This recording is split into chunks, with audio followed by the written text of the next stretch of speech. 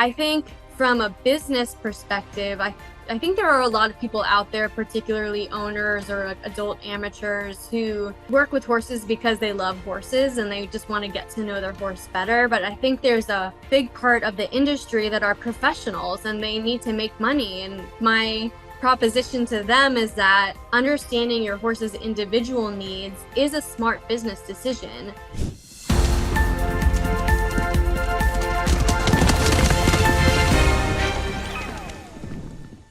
Hi, guys. Welcome to the Horse Trailer Post podcast. Today we have Caitlin Hendry. Caitlin is with equineperformanceidentities.com. And Caitlin, welcome to the podcast. Thank you. I'm really excited to be here. Yeah, so we'll dive right in. Can you just start by giving us an overview of what the Equine Performance Identities Test is? It's a mouthful for me. It is a mouthful, yeah. Yeah, and how it helps in understanding, the personality and profile of the horse. Yeah. So EqPI, which I use more often because it's just not quite as much of a mouthful. But EqPI is a behavioral assessment. Which just essentially means that by identifying what behaviors we see in a horse and how often we observe those, we can create a personality profile for that horse. And by understanding what the horse's personality is, we get a deeper, more individual level understanding of the horse. And then that translates to certain needs that the horse has and that we need to make sure that we're meeting, in addition to the needs just associated with being a horse. So for example, are they more independent and therefore need more autonomy, or are they maybe a little bit more insecure and rely on others for guidance? So we need to make sure that we're providing that guidance for them. So that's basically what EqPI is aiming to provide to its users to really just help them get to know their horses more on an individual level. Yeah, will this work on my kids? I need to make Yeah, it is based on a trait theory for people. So, I read that on your site, what DISC, D-I-S-C. Mm-hmm. Yeah, so I'll look into that a little bit more, but super cool. I think they have some free ones online to do a DISC assessment. So yeah, I'll take one of those myself. They'll probably say, this guy's crazy. So you're under your development. How did you guys develop that test? Yeah, so it's based on the psychological trait theory of William Moulton Marston. He is one of the first, if not the first, psychologist who looked at quote unquote normal behavior. Right. Before him, psychologists were really more interested in studying quote unquote abnormal behavior. So he was really the first one to look at normal behavior. And through his research, he developed these 4 traits. And a trait is a spectrum of behavior. Probably the most well-known one is extroversion. So we have introversion on one side, extroversion on the other. And so the 4 traits for this trait theory, at least in EqPI, I call them dominance, which is the horse's preference to control or comply. Extroversion, which is the horse's preference to either interact or isolate. Stability, which is the horse's preference for predictability or variety. And structure, which is the horse's preference for clarity or flexibility. And so, like I just mentioned, this is the same trait theory that is used for people in many instances. The 2 tools specifically that I'm aware of are DISC and predictive index. And so as an HR professional for many years, I got very skilled in using this trait theory with people.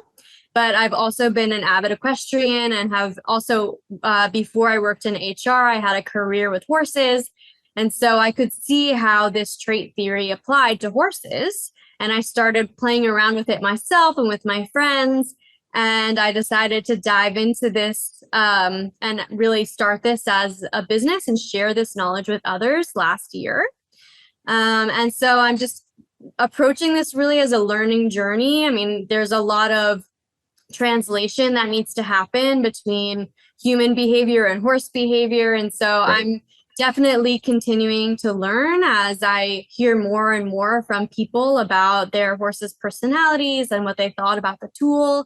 I'm really just making sure that I continue to make the tool as best as it can be and learn from my experiences and from feedback. And I am happy to say I have been asking people as I talk with them about it, how accurate it is and whether or not they'd recommend it to others. And at least as of yesterday, when I was preparing for this podcast, people give it an 8.6 out of 10 for accuracy, and 9 out of 10 people would recommend it to others. Oh, wow. So this is something that's fairly new that hasn't, I mean, the personality profile for humans has been around for quite some time, but migrating or moving over to the equine side, that's just something that you guys are pioneering. Is that correct? Well, there are a couple other models, and I am happy to dive into what makes EqPI different than those. But it is, I think, a really good time to kind of resurface this approach with horses because, I mean, maybe it's just like social media algorithms showing me what I want to see, but I feel like there's this trend of horse welfare that's really coming to the surface in the horse industry. And so really looking at things from the horse's perspective and understanding their needs and really seeing them as a true partner in the relationship, this is a great tool to help foster that sort of relationship and perspective in working with your horse. So walk me through your process. How would I conduct this test? I mean, are we asking the horses questions? What are you doing? Right now, it is an online survey format. Okay. So you take the survey. The link is on my website, equineperformanceidentities.com. And it takes, I think on average, takes about 5 minutes to complete. It's a very quick survey. And you tell me which behavioral characteristics you see. There's a whole list of ones that you can choose from that are aligned to those 4 traits, 4 spectrums of behavior that we talked about. And you tell me how often you observe those behaviors. And using your inputs, I'm able to analyze what that horse's profile is. I look at the 4 individual spectrums of behavior, but then in addition, I look at how those spectrums relate to each other. So there's a lot of different combinations and different profiles that a horse can have.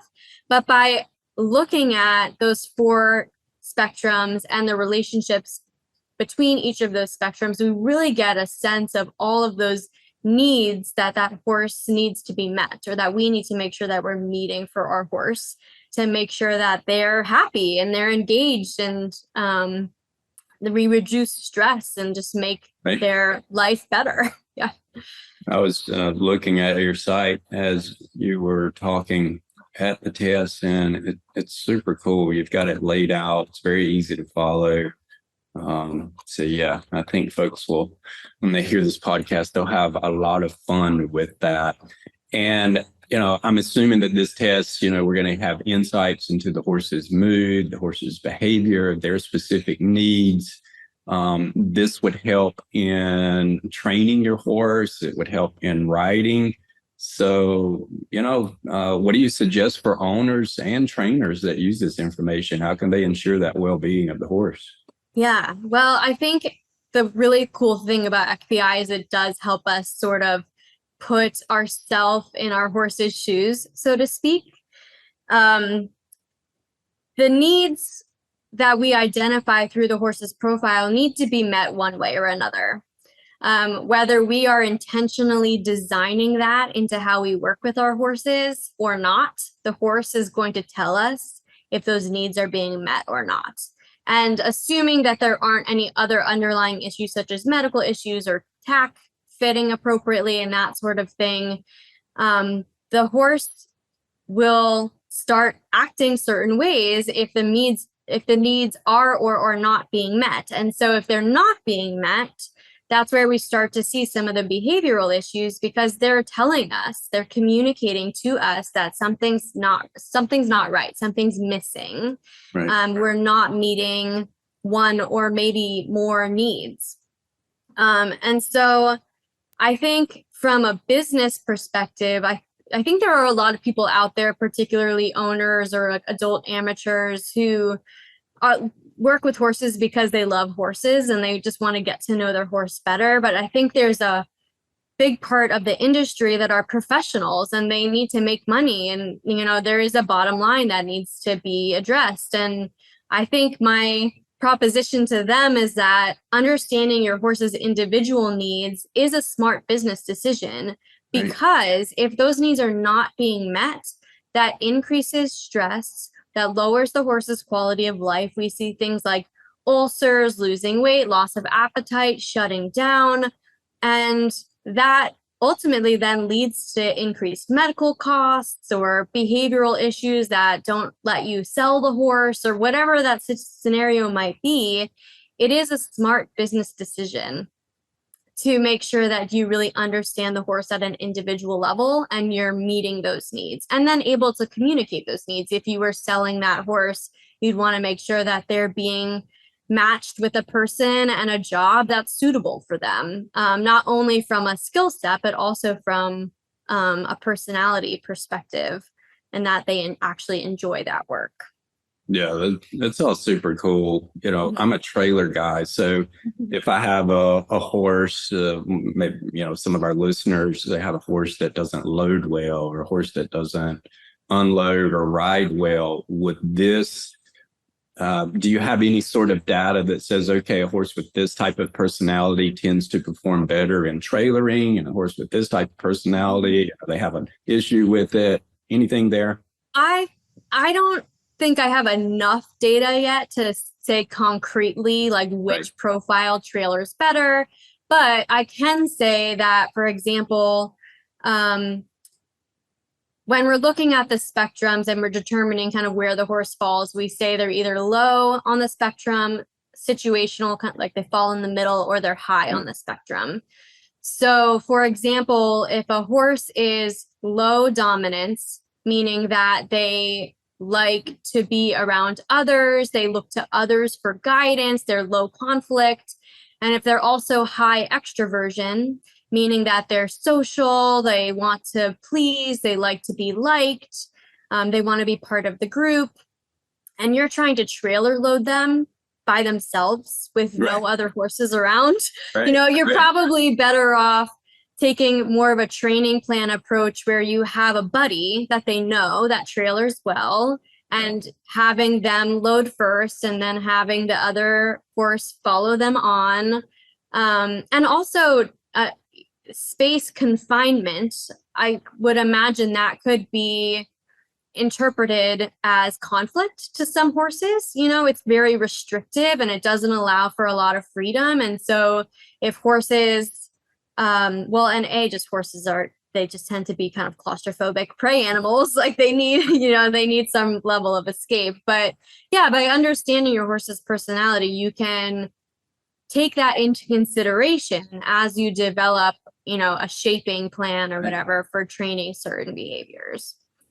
That's awesome. Closing thoughts. So what advice or what would you like the audience to take away regarding significance, potential benefits of understanding horse personalities through EqPI?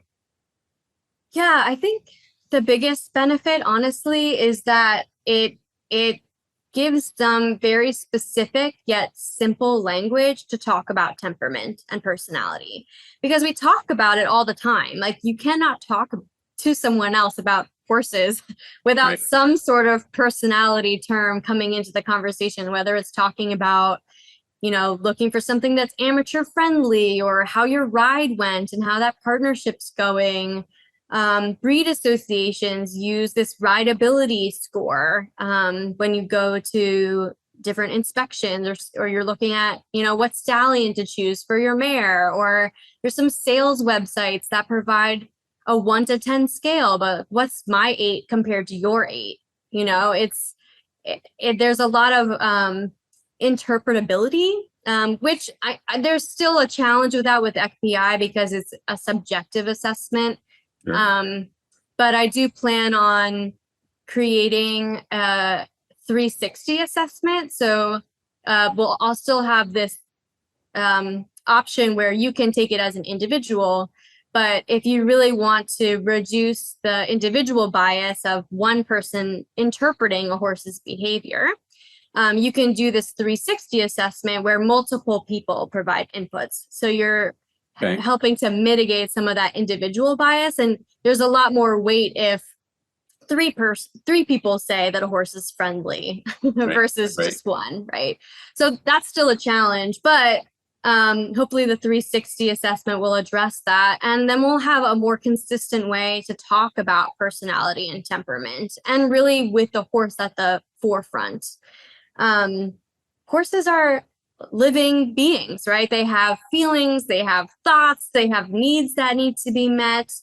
And I think because this will help to provide some consistency, it will help bridge that gap. So that way we can create a world where horses are understood at an individual level and they're able to really thrive because they're not just treated as a business asset or as a machine. You know, they're treated as their own being and they're understood at an individual level.